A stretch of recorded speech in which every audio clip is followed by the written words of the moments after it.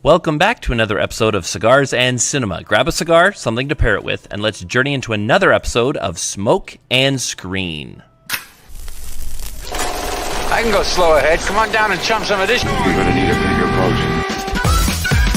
All the gin joints in all the towns in all the world. She walks in line.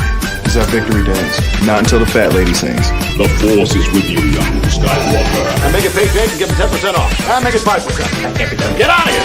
Today's episode of Cigars and Cinema is coming to you from the OGT Cigar Society. Enjoy a 5-pack of premium custom cigars each month at an undeniable price. Join the community and smoke with us on the Oakland Tobacconist YouTube channel as we delve into the rich experience of boutique and craft cigars and many cigars and vitolas custom made just for our membership. If you're interested and if you want to find out more about the subscription and a whole host of boutique cigars, visit us at www.oaklandtobacconist.com or find us on social media platforms like Instagram and TikTok at OGT Cigars. Hello, everybody, and welcome back to another episode of Cigars and Cinema podcast. For those unfamiliar, this is the podcast where we smoke cigars and unabashedly commentate, in some cases, give extreme opinions on film and entertainment. As usual, I am one of your hosts, Eric Drazen from OGT Cigars, and with me, my co-host from the other side of the country, Curtis Bailey. Curtis, good to have you back. Heck yeah, man. How's it going? Going well, going well. Excited for tonight. This is a movie I've been wanting to talk about for some time, so we're finally there. I know. I feel like we've been talking about this one for years. Even though the podcast isn't even that old. Like, I don't know. Yeah, like True Romance would come up in conversation all the time. Yes, 100%. So if you guys are watching tonight, I will invite you, please drop down your comments. What are you smoking tonight? What's good?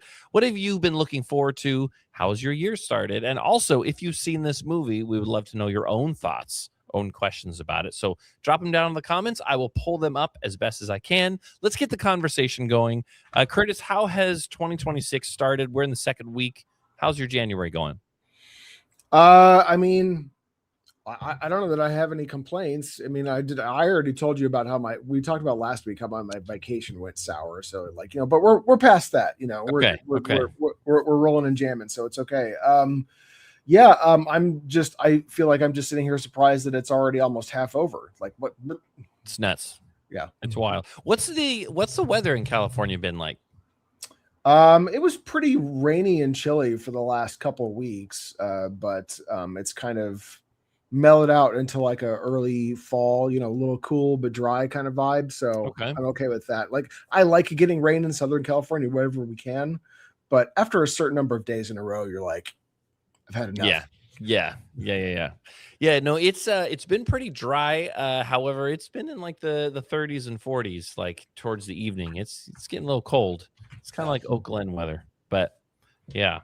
So what we're going through this month is something super exciting because, to my knowledge, anyone a part of the variety pack or was able to pick this up at OGT, which it is available now, are the only people that have tried these cigars. And this is a pre-release of upcoming Cigar Clowns cigars that are going to be dropping. There's a Claro, there is a Maduro. Not much has been disclosed on the blends themselves, but if you're a part of the variety pack, you received probably 3 of one, 2 of the other, or vice versa. And we will be having the Clowns on later on Thursday, 2 days from now, to kind of take us through this. But everyone was sent these two blends right here.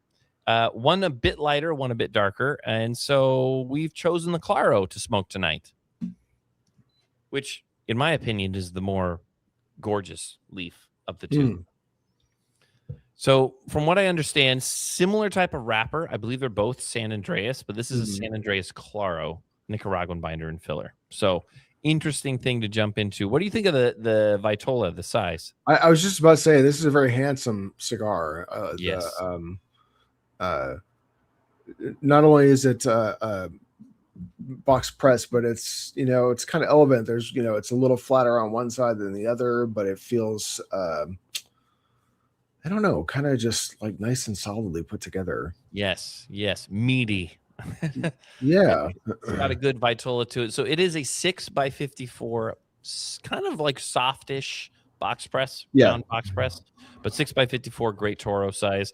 And we have our first comment tonight. Jason saying, "Hey, fellas, enjoying an old fashioned and a stick from the Clowns variety pack." Nice. Gotta send a shout out to Jason. I'm drinking my belatedly received birthday whiskey. Not his fault, it's just I was out of town and stuff. But last I saw him, he got me some red breast. So heck yeah. There you go. Good pairing. So I don't know which one you're lighting up, Jason, but like I said, out of the two, one's a bit darker, one's a bit lighter. We're going with the Claro, a bit lighter. Now, I will also say when these first arrived, I smoked them at the same exact time because I was just like, got to compare and contrast. And it was hard for me to choose which is my favorite between the two. So, yeah. So how about, what do you say, Curtis? If we get a cut and a cold draw going on? Let's. I'll go ahead and cut that off. Let's see here.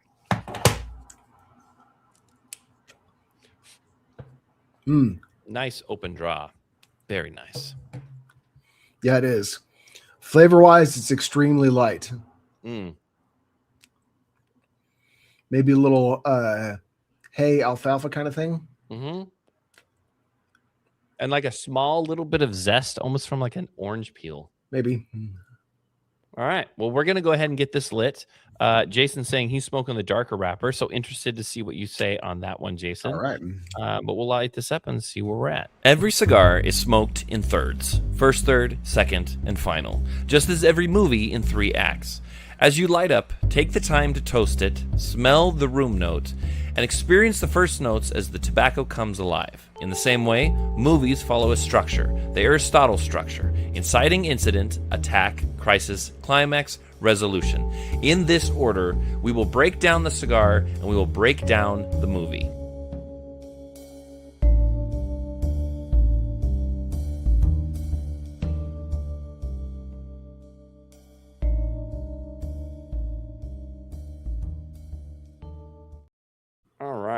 Getting this lit up, true to Cigar Clown fashion. Great smoke output right out the gate.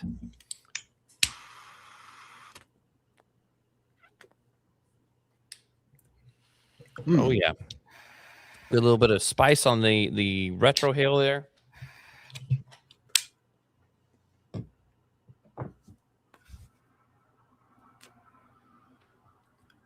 Yeah. I'm getting a definite toast, and I don't mean like just specifically just like regular ass bread that you throw in the toaster to get toast, but like, and actually made me even think of like when you get some of those hard, thin pretzels that are pretty dark, and they have that kind of toasty, crispy edge to them. I'm getting that. Yeah, a little bit of breadiness to it. A lot of, out the gate, I'm getting quite a bit of like almost cayenne pepper on the retrohale. That's pretty evident in terms for me. Hint of maybe sweetness on the back end. But yeah, no, I can see that toastiness. I can also see a little bit of like maybe a woodsy element going on there as well.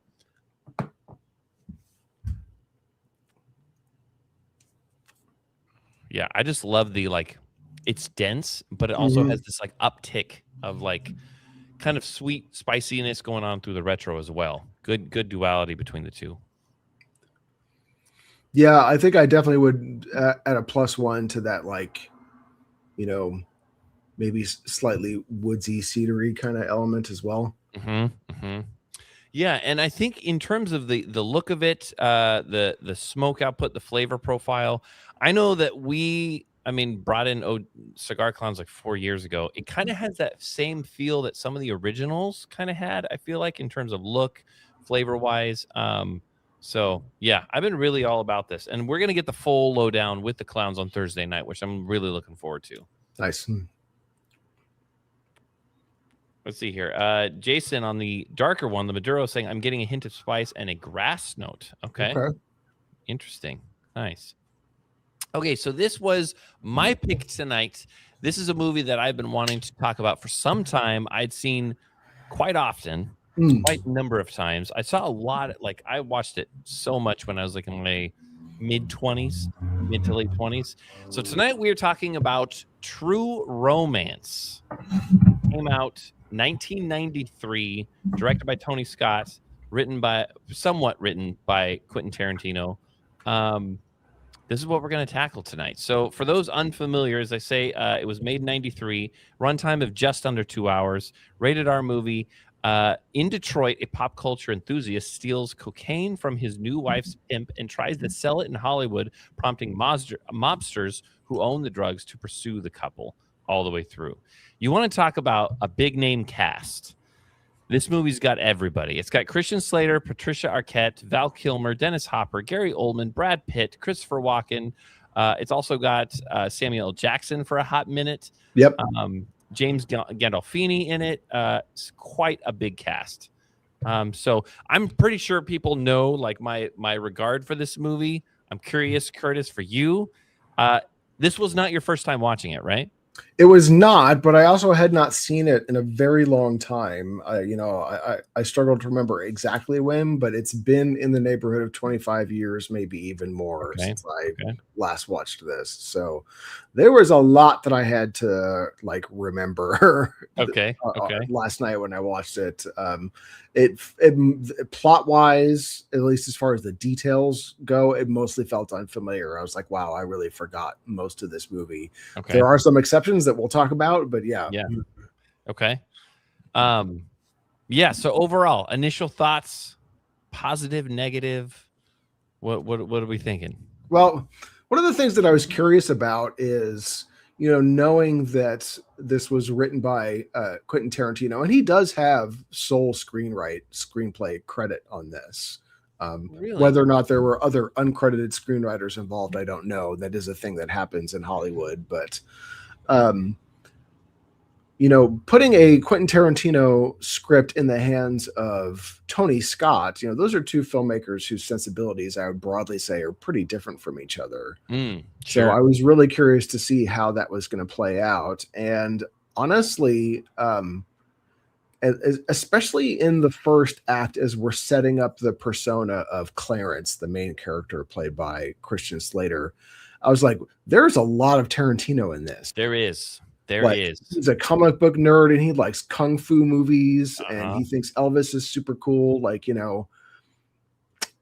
I was like, I'm surprised that they got away with some of this. Do you know the giveaway though that it wasn't directed by him? The lack of feet. Oh yeah. Nowhere near enough sexy feet.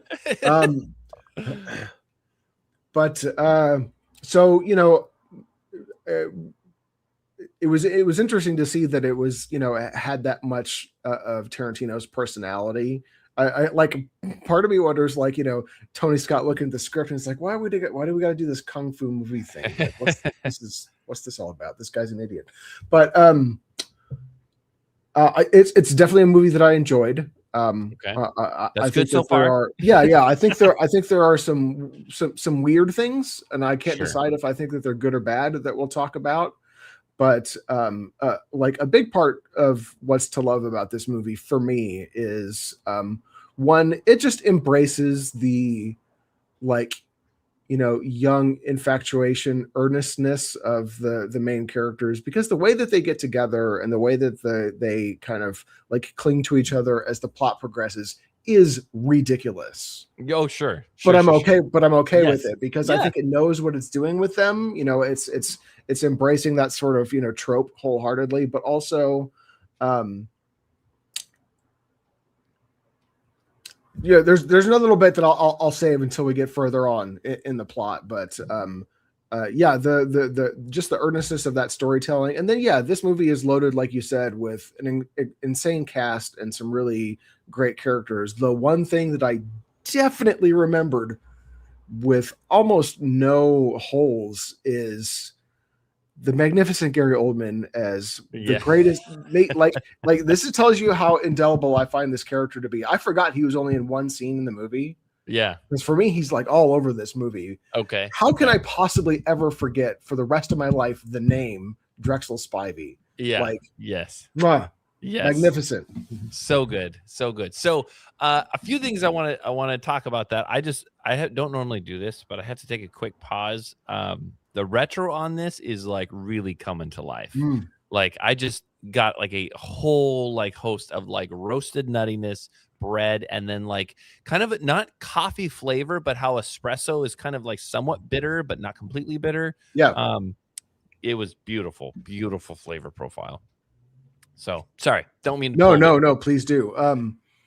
It's nice, and we again we'll talk more about this later. But you know, you asked me about the Vitola. You know, there are some cigars because of the particular shape and size, they feel just a little bit weird, not uncomfortable because that's not the right word, but you're like, it's kind of like this is like it almost feels like I'm not holding it. Okay, yeah, it's very, very, very comfortable. Yes.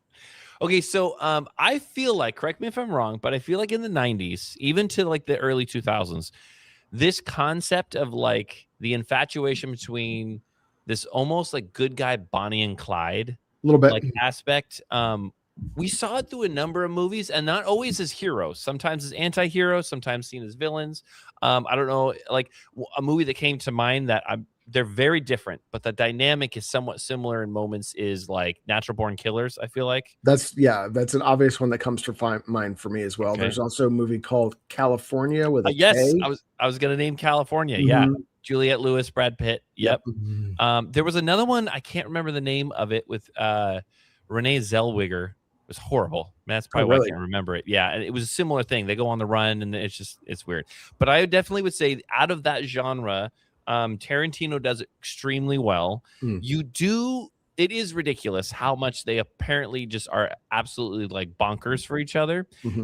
But because of the chemistry, because of the writing, and also the direction, the way it's performed, it has this like modern, this may not make sense, but modern like Astaire Rogers like pull to it. Like I kind of understand where you're going with that. Yeah, because like Astaire Rogers, if you've seen any of their movies in the 30s and 40s, it's so outlandish, and it's just boy meets girl, boy loses girl, boy gets girl back, basically. Right. And you don't really understand why they love each other, except for like, we know these actors and they're great at dancing and they have to get together. Whereas this movie, from the moment that they have pie in the diner to the next minute they're on the roof after they've hooked up and she confesses to, he's like, now I'm going to kill someone for you. Right. You just accept it, but it's not distracting to me. I want to accept it. I want to be on board for it. I do too. And I think that the way that it makes sense to me is actually on a couple different levels. One, it seems to sort of embody that the idea, especially the one that you can remember, at least that I remember feeling as a young person, of like, you know, having that sort of like, you know, in a magical moment of, you know, locking eyes with somebody across the room or whatever, and you get to say hi to them, and wow, I feel really strongly about this person all of a sudden, and they seem to feel really strong about me, and you get the butterflies feeling, and everything feels awesome. And this movie is just like, you know, hey, what if that idea, but it actually happens? Yeah.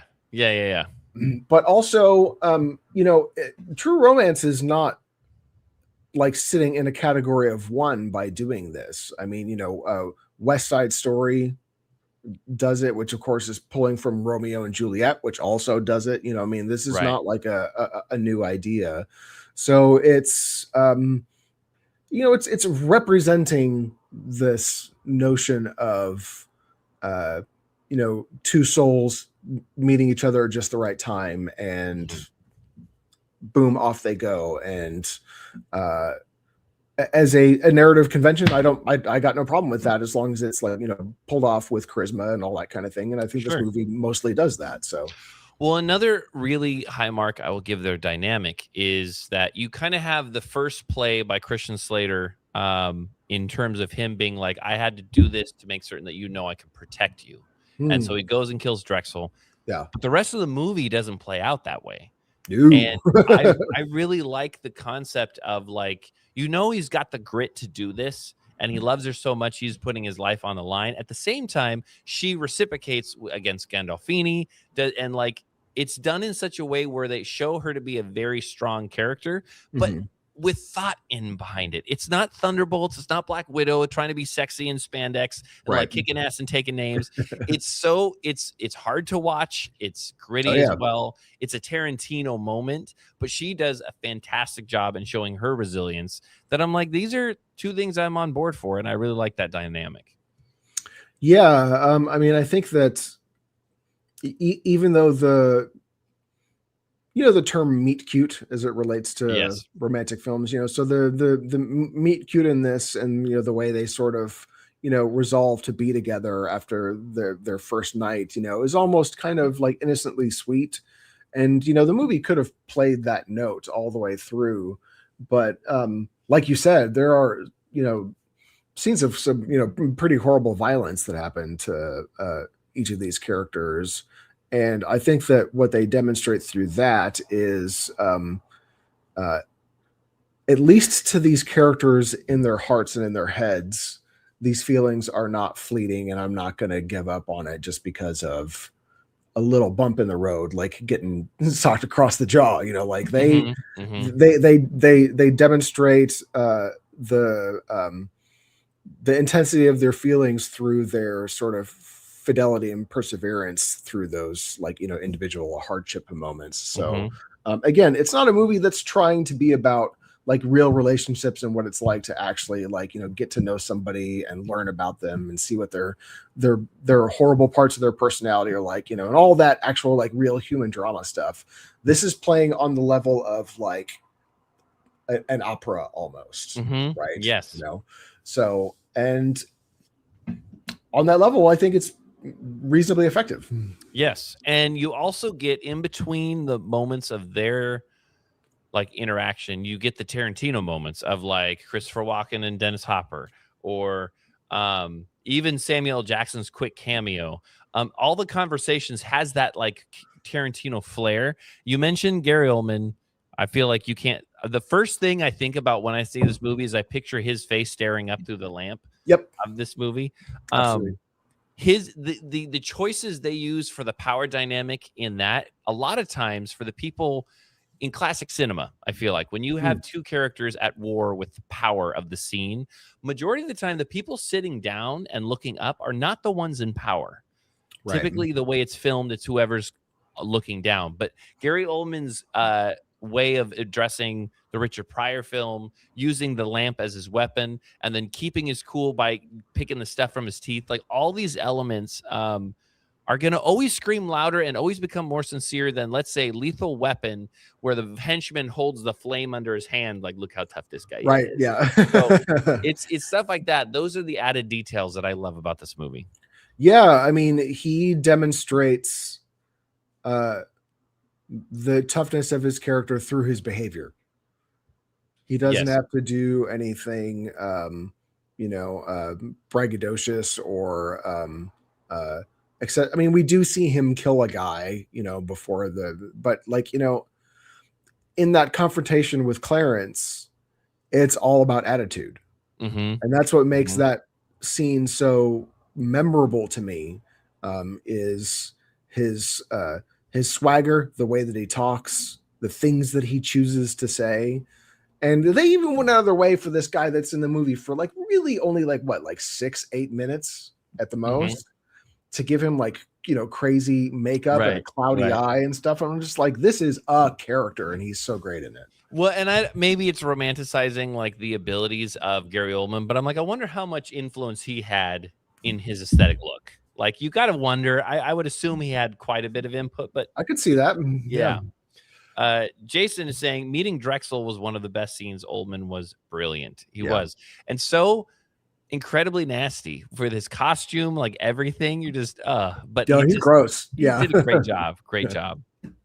But then you have like at the time too, huge names. Samuel L. Jackson is maybe 45 seconds, maybe a minute in the movie. Brad Pitt has got a small amount of like moments, but this is how I feel like too. I really enjoy how Tony Scott balanced all these huge names in a small film.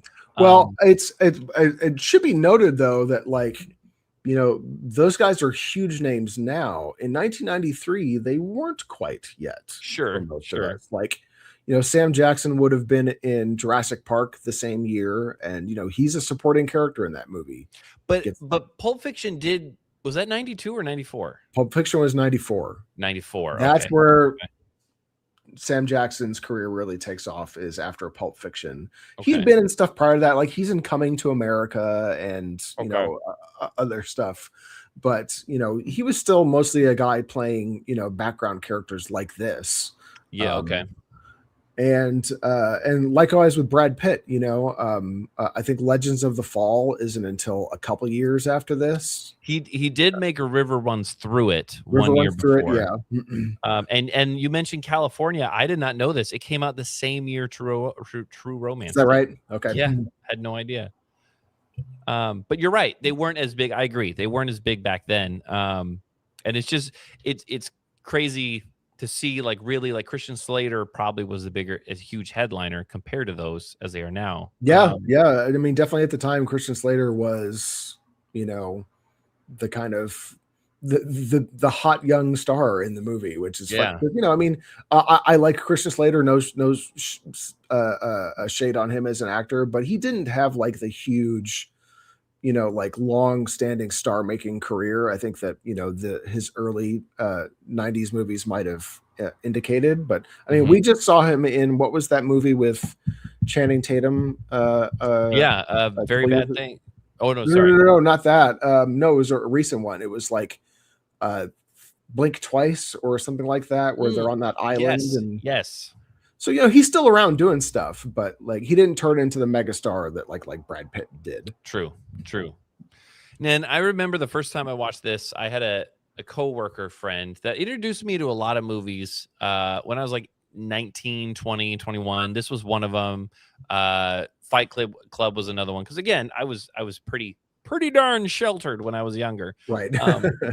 And so the first opening scene with him at the bar talking to I assume a hooker about Elvis and all that, like it's definitely like almost a fish out of water moment. You're like, wait, what is happening? What's going on? But it's also Tarantino's MO. I feel like that makes that work.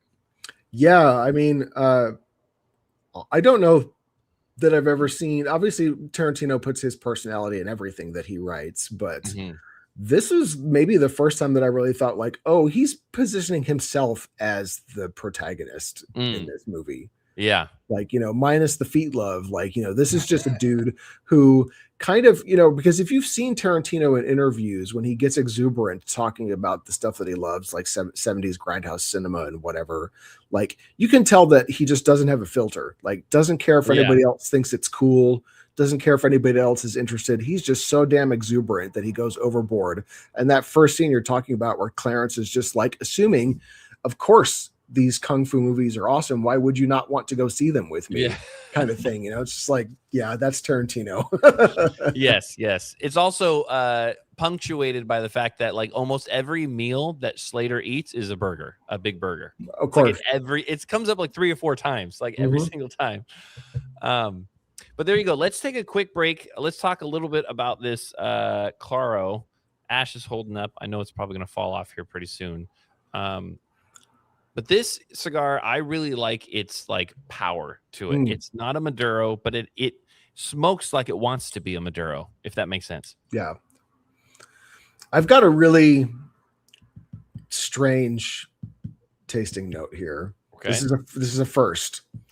And I don't know if it's the influence of what I'm drinking or what I had for dinner tonight or whatever, but I hinted earlier, I was like, I'm already getting like a toasted, kind of like pretzel or bread something or other. But now I'm getting this like savory thing along with it. That is, have you ever had? I'm just gonna say it. Have you ever had those crackers called chicken on a biscuit? Or chicken and a biscuit? I have not.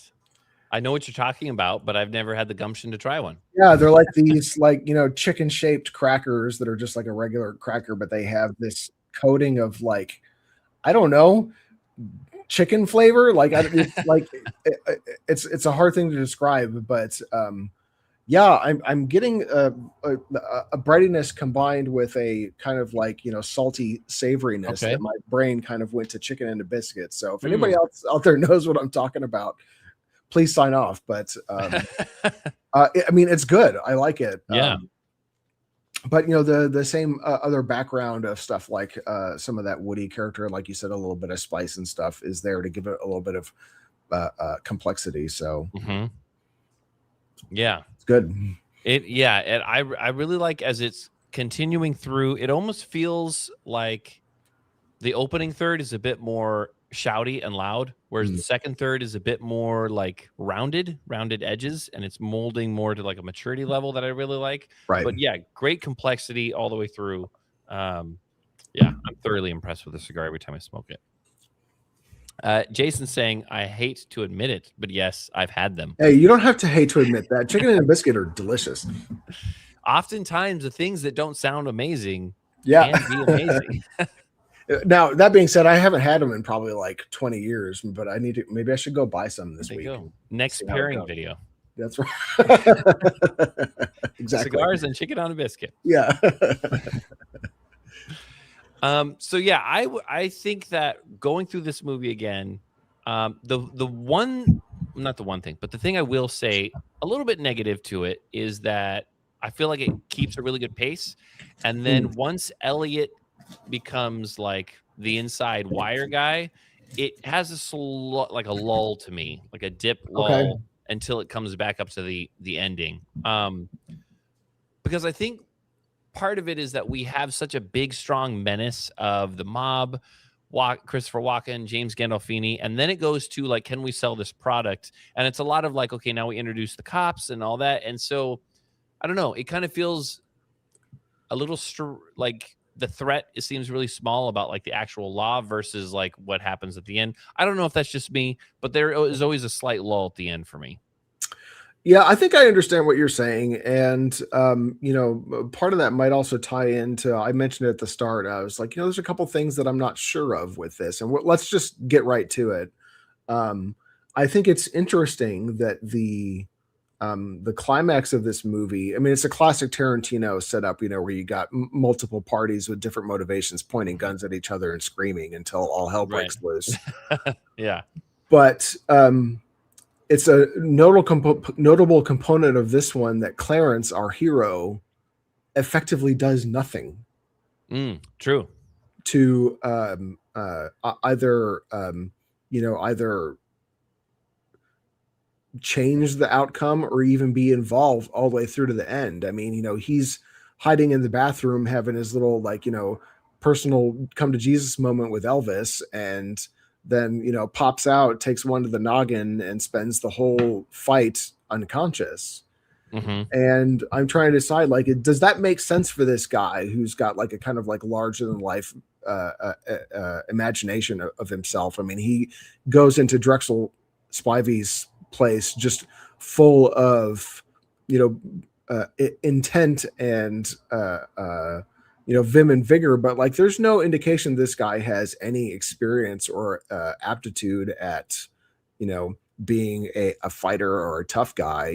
He's just a dude that seems to like to talk a lot. So maybe it's totally appropriate that he spends the violent climax of this movie doing nothing. But I'm also like, okay, but is that satisfying from a character perspective, that as the hero of the film, he doesn't have any sway over what happens at the end? And I'm not sure that I'm resolved on how I feel about that. Okay. Yeah, no, I too, going through this, I was trying to like kind of decipher like Elvis's main role with Clarence in this movie. And I mean, I think for a long time through the movie that is this he's seen as the king. He's the one that he idolizes and such like that. And Yeah. I don't know. I'm trying to figure out, like, okay, why doesn't this bother me? Because on some level, I really enjoy it. Could it just be Val Kilmer's acting? Could it be the dynamic between the two? But yeah, I don't know. I think what's interesting is the fact that at the end he kind of just like plays it cool, and then that's the kind of the mantra that she repeats at the end, that you're so cool, and that's what he always thought about Elvis. So like, there's this like kind of circle going through, and I hadn't really fully landed on like this is the purpose of all of what's happening here. So it's given a lot of food for thought. Yeah, I mean, because like, you know, if it was a traditional, particularly traditional 90s movie where, you know, he finds the gumption at the right time, at the right moment to leap out from behind the couch and kill the last bad guy before his woman gets offed or whatever, like that would be the quote unquote correct, you know, script writing thing to do for something like this. But I don't know if that would also just feel like, oh, well, I've seen that 100 times before. And is that who this guy really is? I don't really feel like it is. I don't think so either. So, you know, maybe there would have been another way to make him have agency in that climactic showdown that wouldn't have had to be the sort of expected trope thing. But, you know, the more that I think about it, even like actively now, as I'm sitting here talking to you about it, I'm like, maybe that was the right thing to do with him. And also, it's, you know, it gets to reinforce the fact that Alabama, right, is her name. Mm-hmm. Yeah. You know, that's, you know, she's conscious through the whole thing and has to muster the courage to, or, you know, the senses to stay out of danger, find the money, find him. So yeah, I don't know. I think that even though it's like the last thing that you were supposed to do per screenwriting 101 sort of rules, you know, maybe it makes sense for this. Yeah. No, what do you think? No, I would agree. And what do you think of the pacing of the movie? Because it's about 2 hours. Do you feel those minutes? Do you feel like it's economical with them? I think for the most part it is. I mean, like you said, there's, you know, maybe a few bits that feel like they drag with the getting the guy to wear a wire subplot.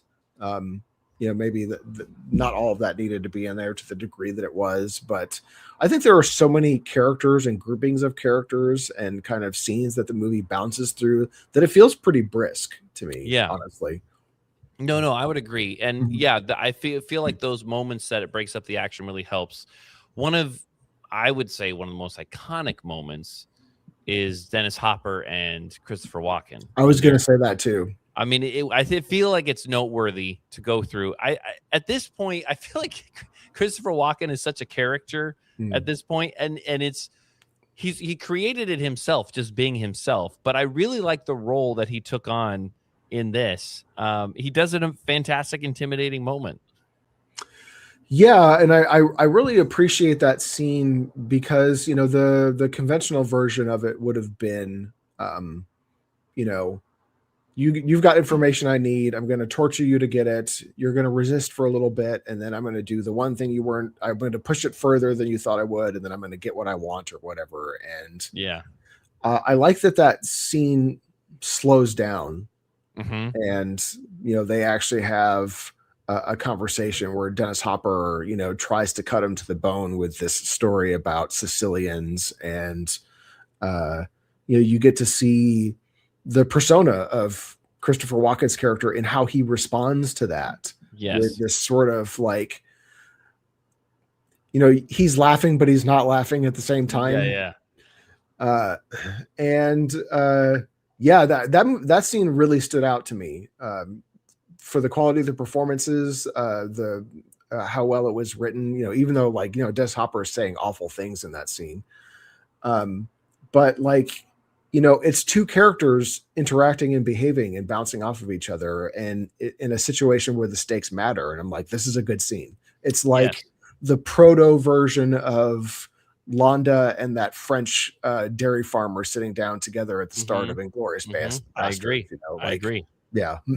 Yeah, no, I completely agree. And I think that the power dynamic, again, is something I find really interesting. And it's heartbreaking before Dennis Hopper goes into his story, you see the realization he's like, I'm not getting out of this. Oh, he knows. He absolutely knows. And when he takes that cigarette and he like goes into a story at first, like if you track it and you're following it, and it's very comical the way it's like presented and how Christopher Walken responds, you think it's just, I'm going to get a 1-2 punch on you.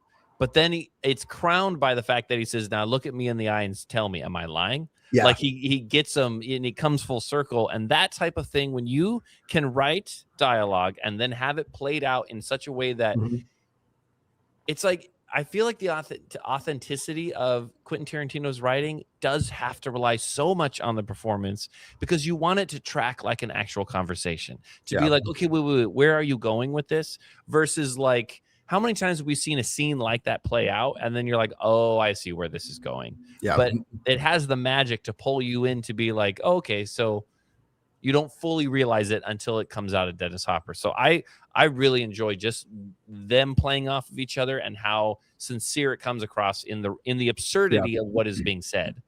Yeah, I mean, you know, that's the concept of setup and payoff. Like if you're going to introduce a idea in the script and you make it stand out in the way that the characters talk about it or the way they react to it or whatever, generally speaking, you need to pay it off. Otherwise, why did we do all that legwork? Like, you know, we complained in Longlegs, the movie that we were just kind of promoting today on the social media. Like, you know, they did that whole thing where there's this, you know, weird little metal ball inside and they're hinting at like, you know, properties that it has. And you're like, okay, I'm going to learn something about this and nothing. Right. That scene, you know, it sets up that idea of, you know, like having Christopher Walken's character being savvy enough to like read all the ways that somebody can give away that they're lying. And that just on its own would have served as just, oh, this guy is intimidating. But the fact that they carry it all the way through to the end with that payoff of the joke of Dennis Hopper's character is like very nice. Yes, 100%. And they do a good job too. I feel like in moments like that, you'd be like, wait, well, what does Clarence think? Like, does he know his dad died? Are we going to have a moment of like anguish? But this is coming off of 3 years of absence. So a couple taking it on the lam, why would they contact him in the first place anyways? And it doesn't leave you hanging like, that doesn't make any sense. It's just like, okay, this is a relationship dynamic we understand because they've given it proper time and it makes sense. Hence, we don't need a moment of Clarence having remorse and anguish that his dad is gone because he has no concept. No idea. Jason is saying, I have to say, I'm in the second third of this cigar, and it's very hearty, great smoke output. Now getting hints of spice and bread crust. Nice. Very nice. But yeah, Christopher Walken's response, you're a cantaloupe, all those things. I love when he gives him the first like hit in the nose, and he's like, stings, doesn't it? And he's having this like commentary of like polite aggression. It's great. Also, like this is a completely like, you know, minor unrelated side note thing, but you know, so the blood makeup is difficult to do in movies because of the different materials they have to use, and you know, does it dry out too fast while they're filming and stuff. Dennis Hopper's like bloody hand, I was like, damn, that looks really great. It does. It does. Good movie blood. It does. Yeah. Overall, great moment.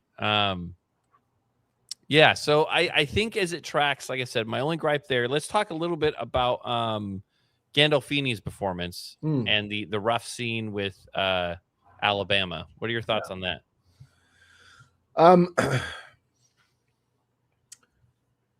You know, that's one of those things that also I think in a lot of other movies, the more, you know, tropey thing to do potentially would have been for her to fall apart in that, or to have the feeling that, oh, I've gotten myself involved with the wrong guy.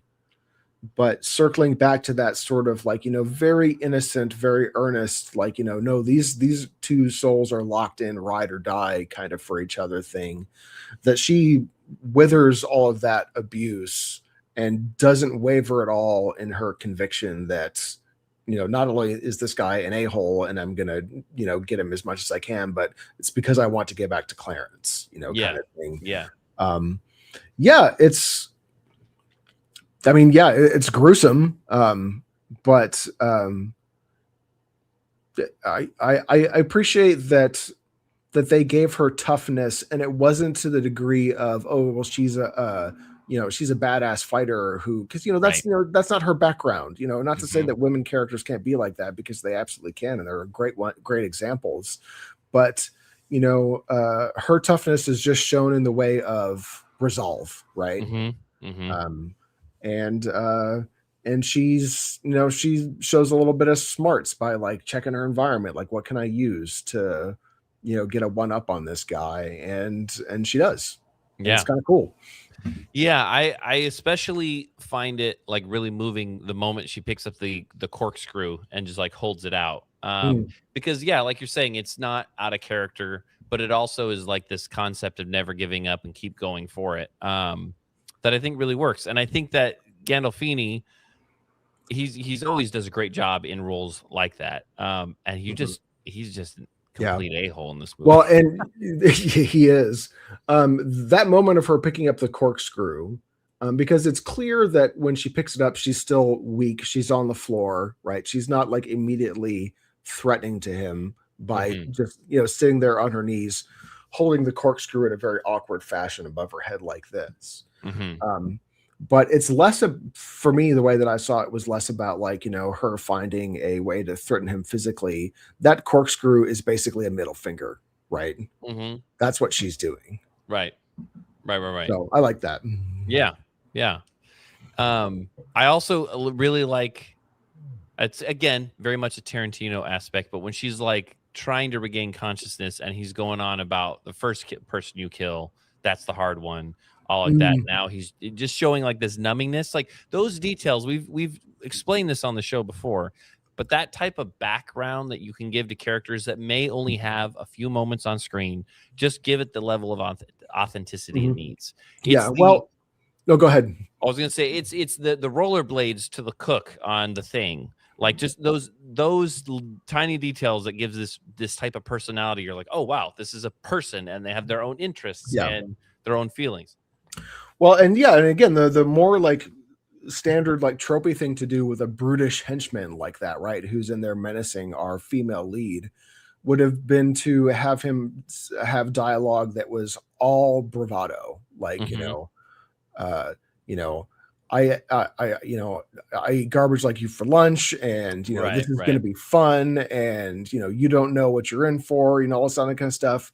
The Gandolfini's lines in that scene where he talks about how it's hard to kill the first person you've ever killed, betrays some vulnerability and some human frailty, and that he's in that moment reflecting on the fact that I've had to become inured to the way that this feels when I kill another human being. And that's just a layer of texture that I think a lot of other movies like this would not have bothered with. No, I agree. And then it's more threatening to hear a line like, now I just kill him to see if the expression changes. That is far more dark and threatening versus like, I'm going to fuck your boyfriend up. Like, oh, so yeah, it's definitely there. R.I.P. to James Gandolfini. We lost him too early. The one star we haven't mentioned, who's also now a very big name, is Hans Zimmer. That's right. Thoughts on his score for this movie? I like it a lot. This reminds me of some of the music he also did at earlier parts in his career, like the score that he did for Rain Man, for example. And you can even hear elements of some of this stuff in like The Lion King and other things that he worked on around this period, because Hans Zimmer kind of eventually turned into the guy who just did like, really big, sonorous, like blasts of horns kind of guy. And, he used to be more playful. And the fact that there's like a lot of like, I don't know, what is it, like marimba or some other kind of, melodic percussion instrument in this. And there's a lighthearted feel to some of it that I think just adds to the sort of like, we've talked about how this is almost like a fairy tale, the level at which these characters fall in love with each other. I think the music just reinforces that. Oh, 100%. And that is such a lost art, as we've said before, in modern action films, even Marvel films is that they're just so formulaic and like heartless, I feel like.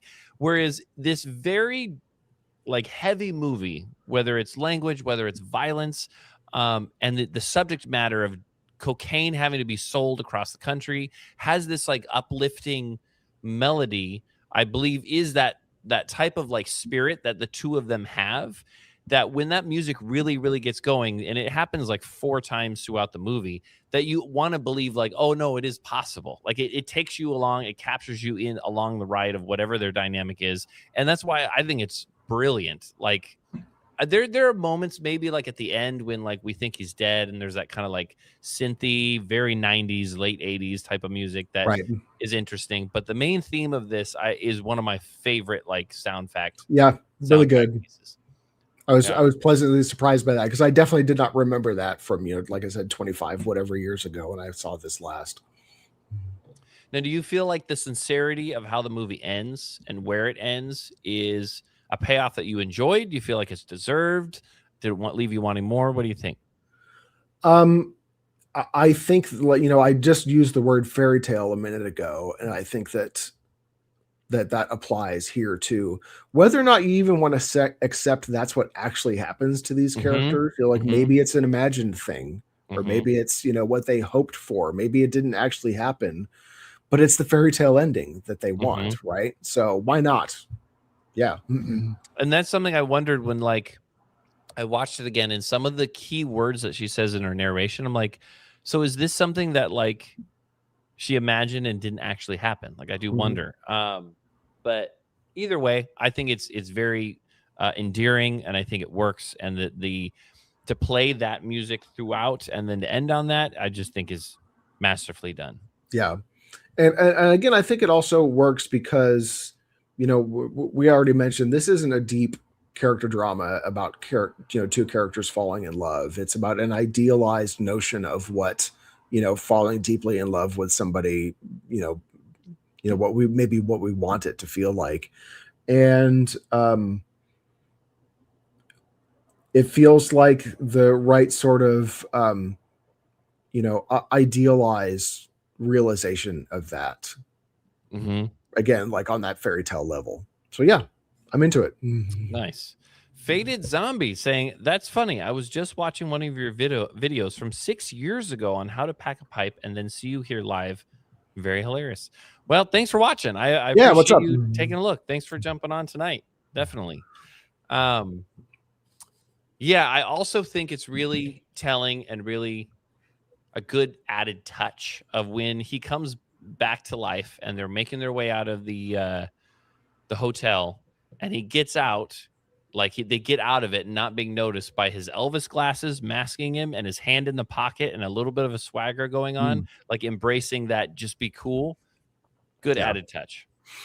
Well, I think that you could even lean on the title of this movie for, some kind of hints for interpreting that ending and other aspects of this movie, because, romance as an idea is different from, like I was just saying, like what actual, messy real life love is. Right. Romance implies something, rather different. It's wistful, it's beautiful, it's ethereal, it's something that you feel like maybe you can't even really hold on to, and it's also something that is exemplified in the history of cinema.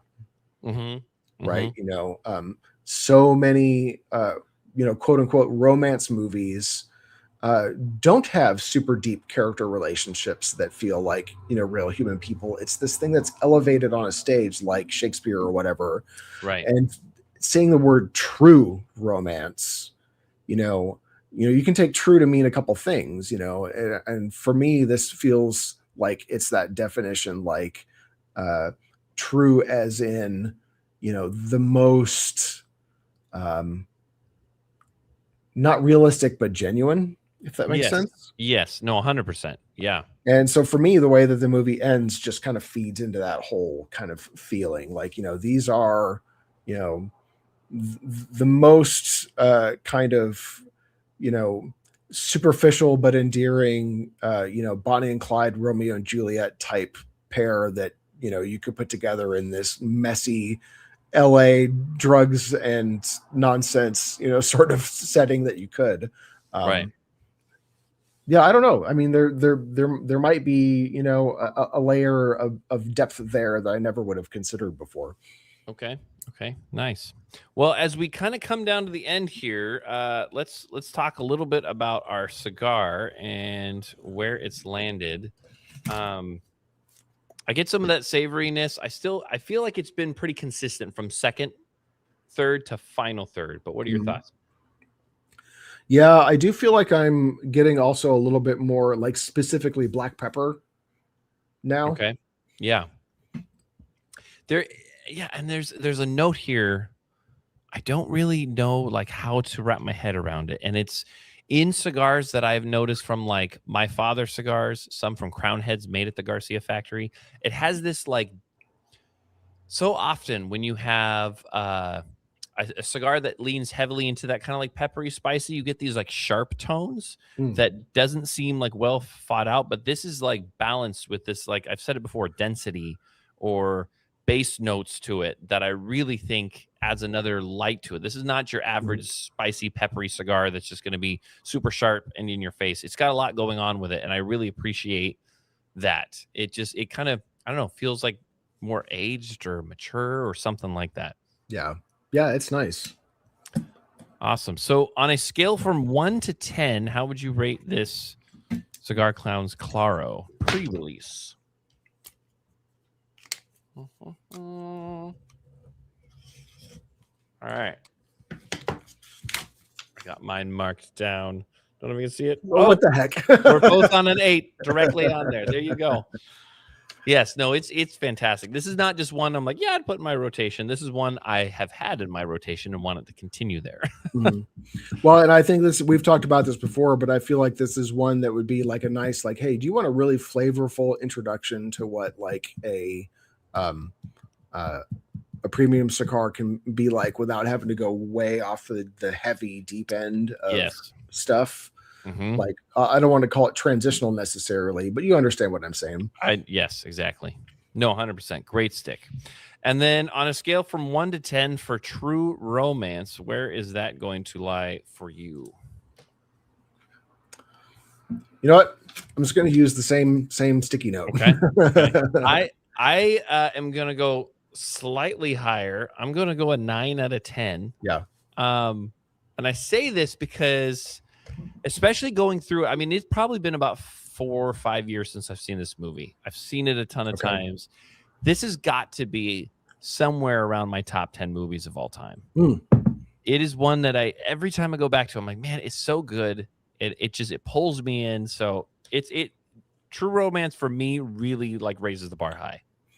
Yeah. And I think the thing that I didn't expect to feel about it on this rewatch was, despite the violence and the swear words and the, gross setting, I should mention real quick, I absolutely love Saul Rubinek as the Hollywood producer who's trying to buy the Coke. Oh yeah.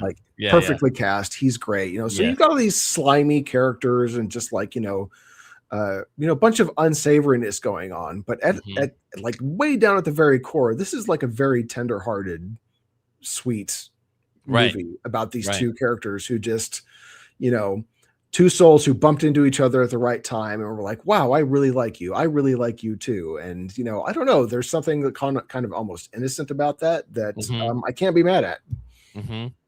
I agree. Jason is saying, great cigar by the Clowns. Great after dinner smoke. Nice. Couldn't agree more. So that is True Romance for Cigars and Cinema podcast. What do we have next week? It is your pick, Curtis. Well, I thought long and hard about this, but and there are a few things that I have in mind that I will maybe eventually torch you with later. But I feel like we need to give Michael Mann another go here on the show. So I have chosen Last of the Mohicans. Nice. Okay, this is going to sound ridiculous. I have not seen this movie. That's part of the reason that I picked it. Okay. Now, I know I'm going to annoy a lot of people here, but I was slightly worried you were going to say Heat, and I'm like, please don't make us go through that movie. No. If we do that at some point, it's going to be one that I will want you to mutually agree to it. But No. I would agree, but that is a pleasant surprise. It's been on my list. I've been wanting to watch it, so that's great. That sounds like a great movie to watch. So, guys, if you are watching right now, or if you're listening to the podcast, join us next Tuesday, a week from this Tuesday, today. Yes, for Last Mohicans, and we'll be smoking the other Cigar Clown cigar that came in the variety pack. But thanks for hanging out with us tonight, Curtis. Thanks for talking True Bromance. Love talking about the movie, and it was cool to finally get it on the show. Yes, sir. So everyone have a great week, and we will see you next Tuesday.